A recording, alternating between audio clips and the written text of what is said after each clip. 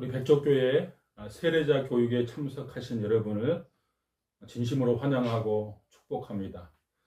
오늘 세례자 교육 세 번째 시간입니다. 첫 시간은 세례란 무엇인가, 두 번째 시간은 성경은 무엇인가라는 주제를 가지고 말씀을 나눴습니다. 오늘 세 번째 시간에 교회는 무엇인가라는 주제를 가지고 말씀을 나누려고 합니다. 교회는 건물이 아니라 사람입니다. 많은 사람들이 교회하면 예쁜 건물을 생각하거나 그 사람들이 모이는 어떤 장소를 떠올리기 쉽습니다. 그런데 성경에서 말하는 교회는 건물이 아니라 하나님을 믿는 사람들의 그 공동체를 교회라고 말합니다. 예수님께서 자신의 그 공생의 기간 3년 동안 이 땅에서 이제 공식적인 활동을 했거든요. 그 공생의 마지막 이제 끝무렵에 3년 거의 끝무렵에 제자들에게 이렇게 묻습니다. 사람들은 나를 누구라고 하느냐 이렇게 물었습니다. 이렇게 질문한 이유가 있습니다. 예수님을 누구라고 보느냐에 따라서 어떤 믿음 생활을 할 것인지가 결정되기 때문입니다. 예수님을 비즈니스 컨설턴트로 믿는다면 교회에 와서 예수님에게 부자가 되게 해달라고 이야기할 것입니다. 예수님을 교육 컨설턴트로 생각한다면 교회에 와서 내 자녀들이 공부 잘하게 해달라고 이야기할 것입니다. 예수님을 권력자로 믿는다면 교회에 와서 좀 우리 자녀들 나를 출세시켜 달라고 이야기할 것입니다. 그래서 교회에 처음 나와서 예수님을 어떤 분으로 내가 인식하고 믿느냐는 그 사람의 신앙관을 결정합니다. 예수님을 바로 알지 못하고 잘못된 기대를 가지고 있으면 이것은 병든 신앙을 낳습니다. 제자들은 그 당시 사람들이 예수님에 대한 그 생각들을 그대로 여러 가지 견해들을 예수님에게 말했습니다. 더러는 세례 요한, 더러는 엘리야, 어떤 이는 에레미야나 선지자 중 하나라고 말씀합니다라고 말했습니다. 세상 사람들이 생각하는 예수님의 모습이었습니다. 세례 요한, 사회의 부조리를 날카롭게 비판하고 고발했던 정의의 심판자로 예수님을 본 것입니다. 엘리야, 하늘에서 비를 내리게 하고 하늘에서 불을 내리게 하고 불병거를 타고 승천했던 사람. 예수님을 기적을 행하는 사람으로 인식했다는 것이죠. 에레미야는 민족의 슬픔을 가슴에 안고 눈물을 흘렸던 그 민족주의자였거든요. 그래서 예수님을 민족주의자로 인식했다는 거예요. 사람들은 예수님에 대한 이러한 다양한 견해를 가지고 있었습니다. 그런데 예수님은 세상 사람들이 예수님 자신을 어떻게 생각하느냐에 별 관심이 없었습니다. 자신을 믿고 따라왔던 제자들이 예수님을 어떻게 생각하느냐가 중요했습니다. 그래서 너희는 나를 누구라고 생각하느냐 하고 제자들에게 예수님은 묻습니다. 가슴 깊은 곳에서부터 예수님은 누구인가에 대한 그 신앙 고백이 있어야 진심으로 예수님을 믿는 것이죠. 예수님이 제자들에게 물었습니다. 너희는 나를 누구라고 생각하느냐? 이렇게 물었을 때 베드로가 그 유명한 대답을 합니다. 마태복음 16장 16절의 말씀입니다. 주는 그리스도시요 살아계신 하나님의 아들이십니다. 바로 베드로의 신앙 고백이었습니다. 그리고 그것은 정답이었습니다. 예수님께서 이 고백을 받으시고 너무 기뻐하셨어요. 그리고 이렇게 말씀하셨습니다. 이것을 너에게 알게 하시는 이는 하나님 아버지이시니라. 예수는 그리스도라는 이 고백 속에 기독교의 기본 메시지가 모두 다 포함되어 있습니다. 그리스도 문자적으로 보면 기름 부음을 받은 자 그런 뜻입니다. 구약에는 새 직분을 가진 사람에게만 기름을 부었습니다. 왕과 선지자와 제사장에게 기름 부었습니다. 왕은 다스리는 자요, 선지자는 가르치는 자요, 제사장은 문제 해결자였습니다. 그러니까 이스라엘 백성들이 기다렸던 그 메시아는 왕과 선지자와 제사장의 그 역할을 완벽하게 수행할 수 있는 그 어떤 분이셨습니다. 이제 베드로가 예수님을 당신은 그리스도이십니다라고 고백한 것, 그것은 이런 고백이에요. 당신만이 나의 왕이십니다. 그러니까 내 삶을 다스려 주실 수 있는 내 삶의 주인 되십니다. 이런 고백이에요. 그리스도라는 말 속에 선지자라는 말이 포함되어 있잖아요. 예수님은 나의 참된 선지자이십니다. 그 고백은 예수님께서는 나를 진리 가운데로 이끌어 가실 참된 선지자가 되십니다. 그런 뜻이에요. 또 당신은 나의 제사장입니다. 라는 이런 고백이죠. 내 삶의 문제, 인생의 모든 문제뿐만 아니라 제 문제를 해결해 줄 수 있는 분이십니다라는 고백인 것이죠. 이것이 예수님을 그리스도로 믿는다는 의미입니다. 주는 그리스도시요 살아계신 하나님의 아들이십니다라는 베드로의 고백에 마태복음 16장 18절에 보시면 예수님은 이렇게 말씀하십니다. 또 내가 내게 이르노니 너는 베드로라. 내가 이 반석 위에 내 교회를 세우리니 음부의 권세가 이기지 못하리라. 이 말씀은 카톨릭과 기독교를 가르는 분수령이 되는 말씀입니다. 내가 이 반석 위에 내 교회를 세우리라 말씀하실 때 이 반석이 도대체 무엇을 뜻하는 것일까? 오랫동안 로마 카톨릭에서는 이 반석을 문자 그대로 베드로로 해석했습니다. 그래서 베드로를 초대의 교황으로 그들은 가르쳐 왔습니다. 그 후에 베드로가 죽고 난 다음에 새로운 교황의 리더십 위에 교회를 세워 교황이 교회의 모든 것을 주님을 대신해서 결정을 합니다. 그래서 카톨릭 교황의 공식적인 타이틀이 바로 예수 그리스도의 대리인입니다. 그러나 이것은 잘못된 해석입니다.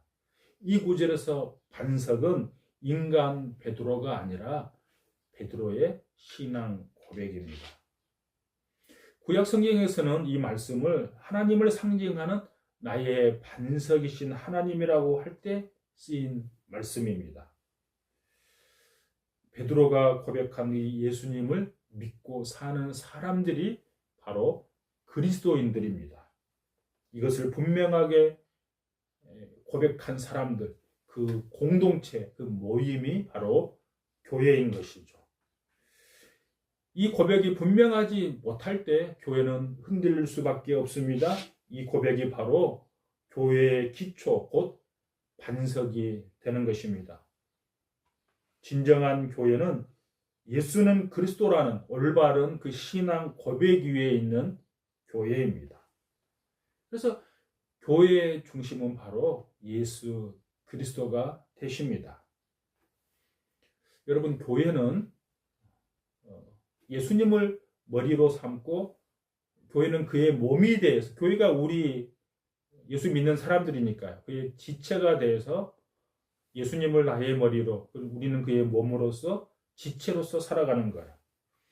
고린도전서 12장 27절에 보시면 너희는 그리스도의 몸이요 지체의 각 부분이라 이렇게 말씀했습니다. 그러니까 예수님을 머리로 성도 한 사람 한 사람이 몸의 지체로 연결되어 있습니다. 교회 우리가 성도들을 볼 때 성도 한 사람 한 사람이 내 몸의 일부분인 거죠. 이 사람이 아프면 내가 아픈 거예요. 왜냐하면 내 몸의 일부분이기 때문입니다. 그래서 교회는 단순히 종교 단체가 아니라 예수 그리스도를 중심으로 모인 공동체입니다. 예수님은 교회를 이끄시는 분이고 우리는 그분을 따르는 지체입니다. 그래서 우리는 어떠한 경우라도 교회의 머리가 되신 예수님께 순종해야 합니다. 또 예수님은 우리를 구원해 주시기 위해 이 땅에 오신 분이십니다. 여러분, 구원을 여러 가지로 표현할 수 있을 것인데요. 가장 좀 구원과 가깝게 좀 설명을 드리면 구원은 관계 회복입니다. 우리의 첫 번째 조상 아담이 범죄한 이후에 인간은 하나님과의 관계가 끊어졌습니다. 단절되었습니다. 근데 예수님께서 이 땅에 오심으로 그분이 십자가에서 죽으시고 부활하심으로 하나님과 단절된 관계를 다시 회복시켜 주셨습니다. 이것이 바로 구원이에요. 관계 회복이 구원이에요. 예수님께서 친히 십자가에서 자신이 제물이 되어서 자신의 모든 것을 다 십자가에 내려놓으심으로 하나님과 원수됐던 우리를 다시 화목한 관계로 되돌려 놓은 것, 이것이 구원입니다. 예수님을 믿음으로 우리는 하나님의 자녀가 되고 교회의 일원이 되었습니다. 그렇다면 교회의 목적은 무엇일까? 크게 두 가지입니다. 하나님을 사랑하고 이웃을 사랑하는 것입니다.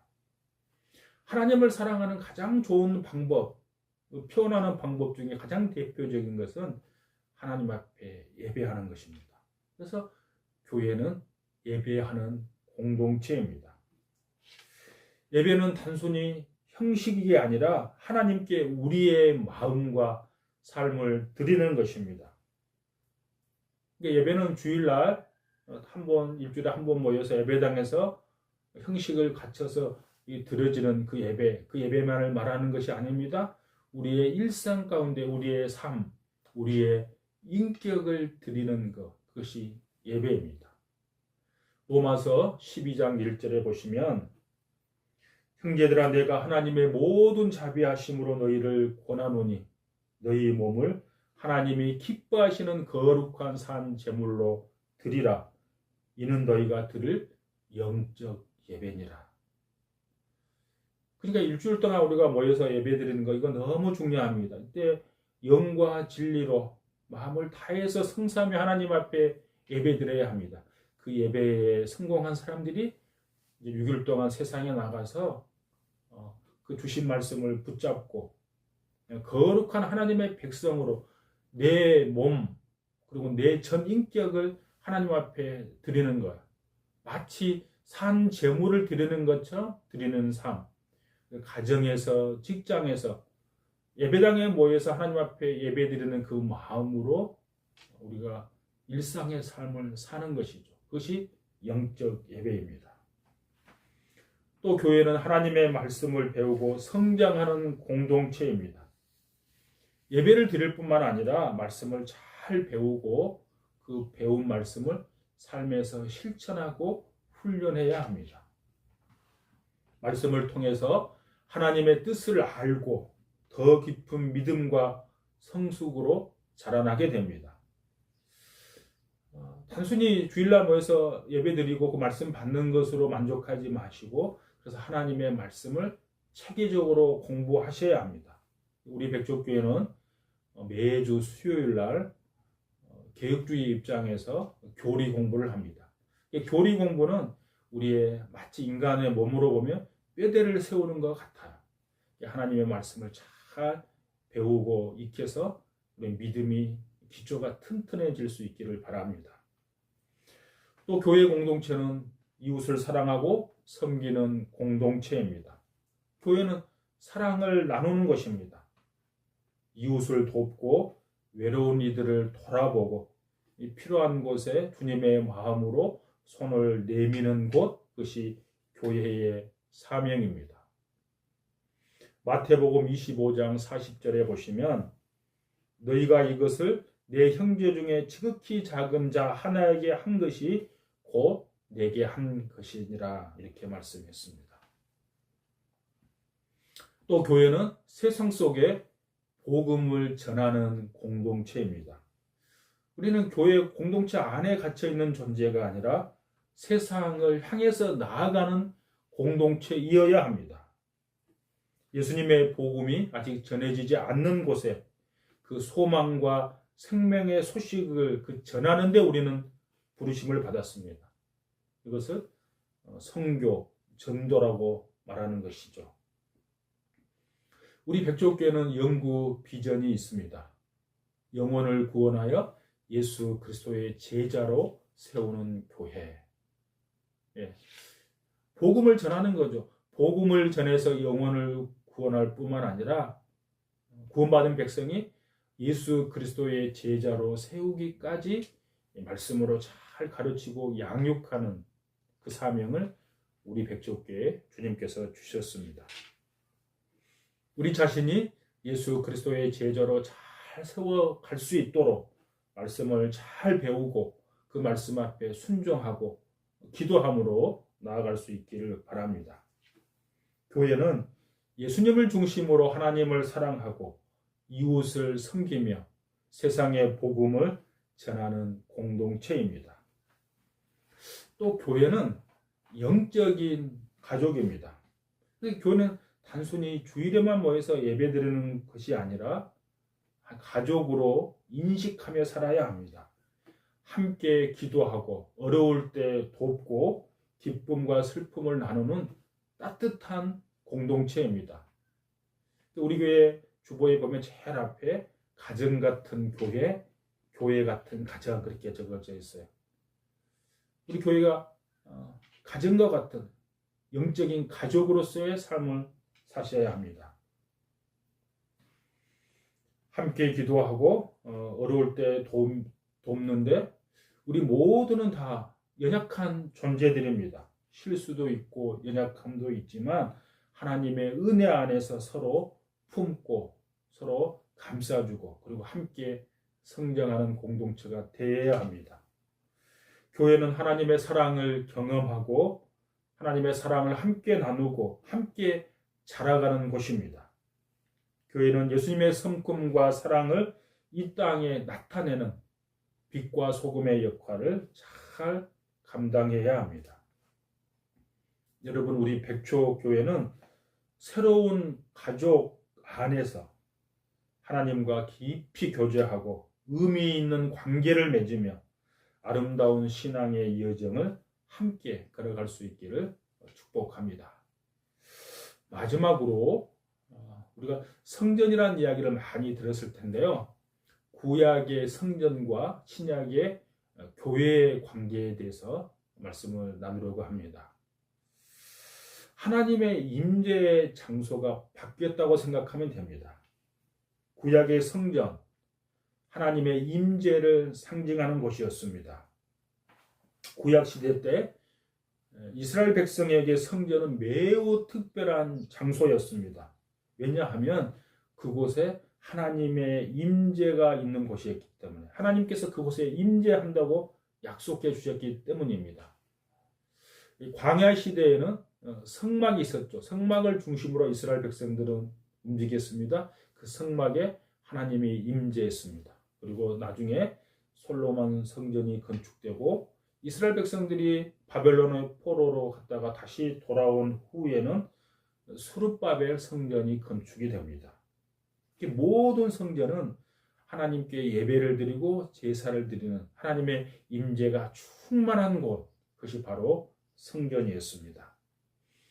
역대하 7장 15절에 보시면 내 이름을 거기에 두고 너희 기도를 들으리라 말씀하셨습니다. 그러니까 성전은 하나님과의 만나는 그 장소이자 하나님의 거처로 구약에서는 여겼습니다. 신약에 들어와서 예수님이 이렇게 말씀하십니다. 요한복음 2장 19절에 보시면 이 성전을 헐라 내가 사흘 만에 일으키리라. 이 말씀을 들은 유대인들은 깜짝 놀랐죠. 그 성전을 짓는데 46년이 걸렸거든요. 근데 사흘 만에 다시 일으킨다 그러니까 그들은 깜짝 놀랐어요. 그 말씀을 이해하지 못했기 때문에 그들은 놀란 것입니다. 예수님은 건물로서의 성전이 아니라 자신의 육체를 가리켜 하신 말씀이에요. 이 성전을 헐라 그 말은 내가 십자가에서 죽게 될 건데 사흘 만에 일으킨다 그 말은 내가 3일 만에 부활할 것을 예수님 말씀하신 것이죠. 그래서 요한복음 2장 21절에 보시면 예수는 자기 육체된 성전을 가리켜 말씀하신 것이라 이렇게 기록되어 있습니다. 즉 예수님 자신이 하나님의 임재가 머무는 참된 성전이라는 뜻입니다. 그리고 그분이 십자가에서 죽으시고 부활하심으로 더 이상 하나님을 만나는 장소가 건물이 아니라 예수님 자신을 통해서 이루어지게 되는 것입니다. 그래서 신약에서의 성전은 건물이 아니라 사람입니다. 우리가 예배드리는 이 공간, 이 예배당을 여러분 성전이라고 말하면 안 돼요. 이건 성전이 아니에요. 성전은 바로 예수님 자체가 성전이세요.